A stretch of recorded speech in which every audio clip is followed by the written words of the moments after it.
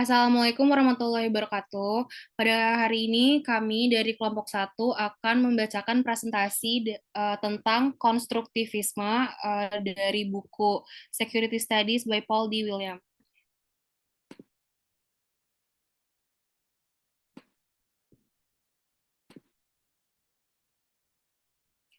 Kelompok satu beranggotakan Kintara, Zahra, Amanda, saya sendiri Rafinka sebagai moderator, Farah, Hoirun Adin, Wisnu, Kevin, Zaki, Fadlan, Yoga, dan Fakih. Slide definisi dan bentuk konstruktivisme akan dibacakan oleh Farah.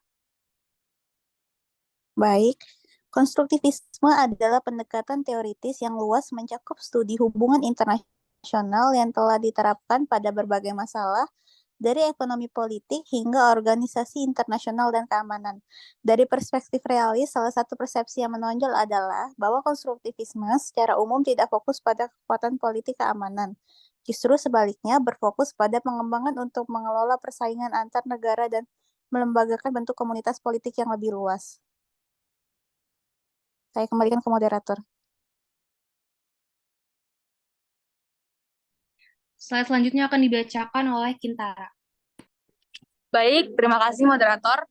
Baik, selanjutnya saya akan menjelaskan apa itu Mazhab Copenhagen.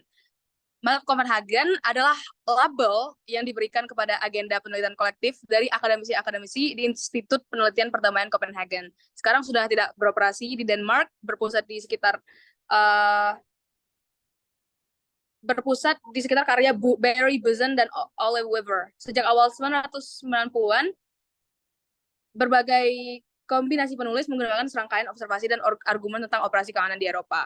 Kerja kolaboratif ini memuncak dalam teks tahun 1998 dalam buku Security, A New Framework for Analysis yang ditulis bersama oleh Barry Buzen, Ole Weber, dan Jaap de Wilde. Mazhab tersebut mengembangkan konsep sentralnya dari waktu ke waktu. Pada awalnya diinterpretasi sebagai proyek khusus untuk studi keamanan daripada sebagai rangkaian intervensi pada konsep dan kasus yang berbeda. Mazhab Copenhagen menyorot bagaimana keamanan itu bekerja dalam politik dunia. Pendekatannya berkembang dalam konteks seruan pasca Perang Dingin, maksud saya, untuk memperluas definisi keamanan yang berusaha memasukkan serangkaian masalah yang mendesak dan sampai sekarang tuh terabaikan seperti perubahan lingkungan, kemiskinan, dan hak asasi manusia dalam agenda keamanan negara.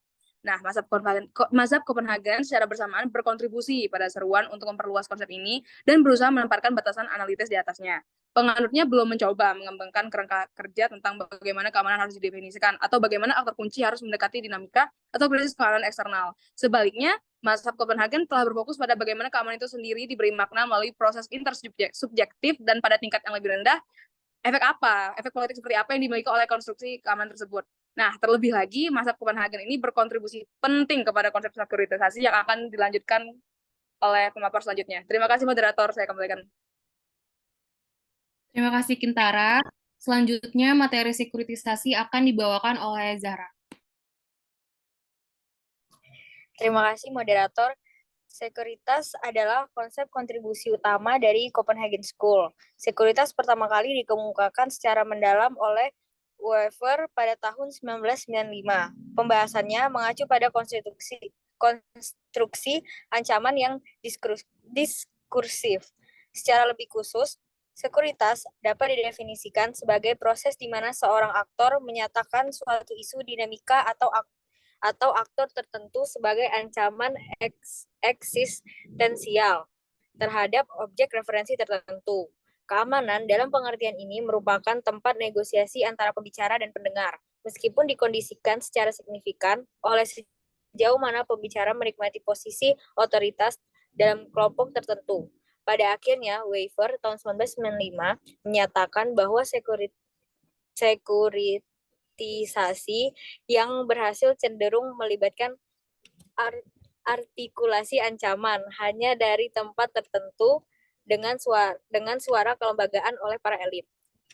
Salah satu langkah kunci dari kerangka sekuritisasi adalah untuk menunjukkan bahwa meskipun konten keamanan dapat ditempa atau apapun berpotensi dilihat sebagai ancaman, logika keamanan bersifat abadi dan universal. Dengan kata lain, efek sekuritisasi penangguhan aturan normal permainan dan memungkinkan tindakan darurat akan secara substansial sama.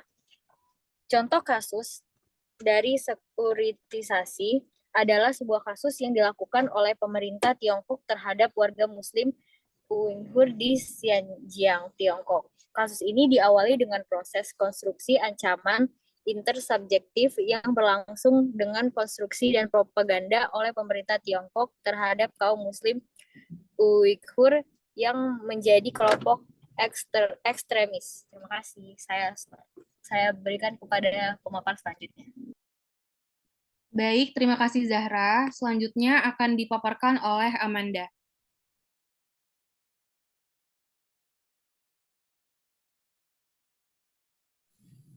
Terima kasih moderator.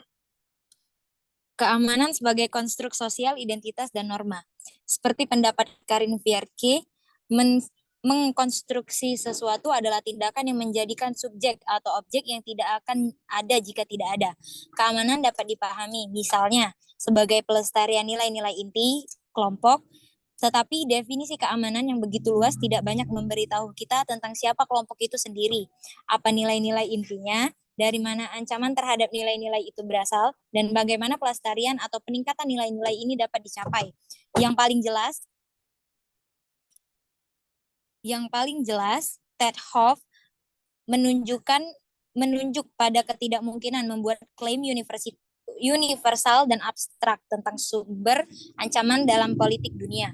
Bagi Hoff, para pemimpin politik negara menunjukkan negara lain sebagai teman atau musuh dan mendekati mereka berdasarkan konsepsi identitas invasi Irak pada tahun 2003, misalnya menyoroti cara makna keamanan dibangun dan dimediasi melalui pemahaman identitas yang berbeda. Pendekatan semacam itu mungkin berfokus pada bagaimana para pemimpin politik di AS dan Inggris mencela rezim Hussein sebagai negara nakal atau paria yang beroperasi di luar batas kenegaraan yang sah dalam masyarakat internasional. Selain identitas, dimensi ideasional yang paling menonjol dari politik dunia yang dibahas oleh kaum konstruktivis adalah peran norma. Norma dapat didefinisikan sebagai harapan bersama tentang perilaku yang pantas atau sah oleh aktor dengan identitas tertentu. Hal ini dapat dilihat dalam definisi yang relatif konsisten tentang Irak sebagai negara paria dan dalam seruan atas pelanggaran aturan dan norma Saddam Hussein terkait penggunaan senjata kimia dan biologi. Kaum konstruktivis mampu menyoroti cara-cara di mana persepsi ancaman dihubungkan dengan politik identitas dan persepsi legitimasi aktor tertentu menurut serangkaian norma bersama. Saya kembalikan ke moderator.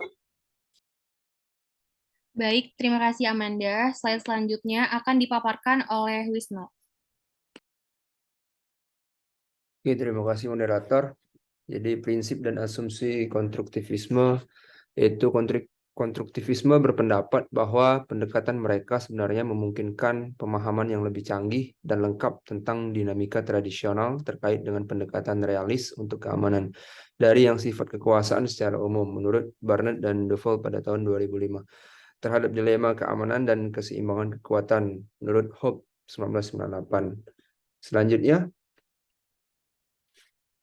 bisa dibilang asumsi sentral dari pendekatan konstruktivisme terhadap keamanan adalah bahwa keamanan adalah konstruksi sosial, seperti pendapat dari Karin Fierke, yaitu untuk membangun sesuatu adalah tindakan yang mewujudkan subjek atau objek yang sebaliknya tidak akan ada. Ini tidak berarti bahwa tidak ada hal seperti keamanan atau keamanan itu tanpa makna. Keamanan mungkin dipahami misalnya sebagai pelestarian nilai-nilai inti kelompok. Saya kembalikan ke moderator. Terima kasih. Baik, terima kasih Wisnu. Slide selanjutnya akan dibacakan oleh Kevin. Terima kasih moderator, izin membaca. Di slide ini terbagi menjadi dua, saya dan Adin akan membacakan slide ini. Keamanan sebagai sarana negosiasi dan kontestasi. Dalam mengeksplorasi bagaimana keamanan diberi makna, kaum konstruktivis menekan bahwa keamanan adalah tempat negosiasi antara pemimpin politik dan domestik, penontonnya khususnya, dan kontestasi antara aktor yang berbeda, menguraikan visi yang berbeda tentang nilai-nilai kita dan bagaimana kita harus bertindak. Gagasan keamanan sebagai tempat negosiasi antara aktor yang mengaku berbicara untuk kelompok tertentu dan anggota kelompok merupakan ciri yang menonjol pendekatan konstruktivis untuk keamanan. Dalam pendekatan realis, keamanan diberlakukan pada level elit kebijakan dengan negosiasi antar elit kebijakan dan masyarakat memiliki sedikit atau tidak ada peran. Sementara itu, dalam pendekatan pasca struktural sebuah negara, selanjutnya akan dijelaskan oleh Adin. Oke, baik, terima kasih Kevin.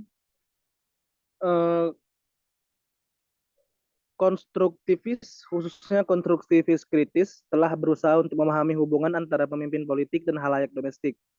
Dalam berbagai cara, menekankan peran representasi, Roxanne Lindotti, 1993, menyatakan bahwa bahkan pidato dan pernyataan konferensi pers diproduksi untuk tujuan tertentu agar dianggap serius, harus masuk akal dan sesuai dengan apa yang dianggap oleh masyarakat umum sebagai kenyataan. Karin Firk, 1998. Definisi keamanan dan ancaman dapat diperdebatkan dan diperebutkan dan tenaga kerja ideologis yang cukup besar diperlukan untuk memastikan hal itu. Wacana keamanan tertentu menjadi dan tetap dominan. Elit politik adalah tokoh sentral dalam proses ini, tetapi berbagai aktor lain terlibat dalam konstruksi keamanan. Stuart Croft misalnya menunjuk pada peran media dan budaya populer dalam mereproduksi dan memperebutkan narasi keamanan pemerintah AS dalam konteks peran melawan teror. Selanjutnya saya balikkan ke moderator. Baik, terima kasih Kevin dan Adin. Saya selanjutnya akan dibacakan oleh Fadlan dan Zaki. Baik, terima kasih moderator. Izinkan saya menjelaskan. Contoh studi kasusnya adalah yaitu invasi pada negara Irak oleh Amerika dengan kode Operasi Pembebasan Irak. Secara resmi dimulai pada tanggal 19 Maret tahun 2003. Tujuan resmi yang ditetapkan Amerika Serikat adalah untuk melucuti diduga senjata pemusnah massal yang ada di negara Irak, serta mengakhiri kepemimpinan dari Saddam Hussein itu sendiri. Saya lanjutkan pada Zaki. Baik, terima kasih Badlan. Alasan Amerika Serikat menjadikan alasan kepemilikan terhadap senjata pemusnah massal adalah upaya untuk menjadikan Irak sebagai negara demokratis dan lebih terbuka. Akibat dari invasi tersebut, banyak memakan korban jiwa, dan pada akhirnya Irak berdiri sendiri dengan ketidakstabilan di berbagai aspek, seperti aspek ekonomi dan aspek politik. Saya kembalikan moderator. Baik, terima kasih Fadlan dan Zaki. Selanjutnya kesimpulan akan dibacakan oleh Yoga dan Fakih.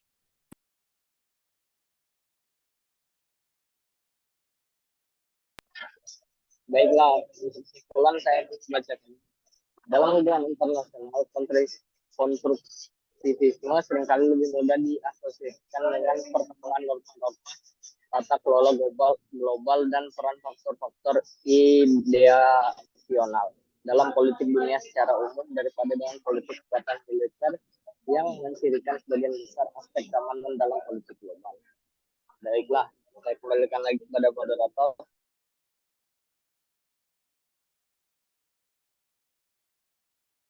Dilanjutkan oleh Fakih.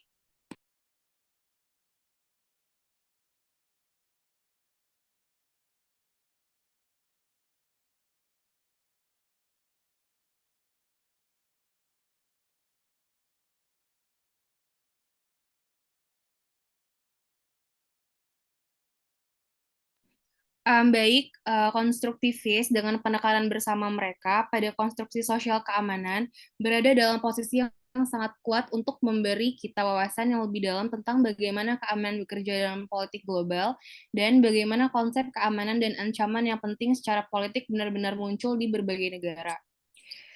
Baik, sekian presentasi dari kelompok 1 tentang konstruktivisme. Terima kasih atas perhatiannya. Wassalamualaikum warahmatullahi wabarakatuh.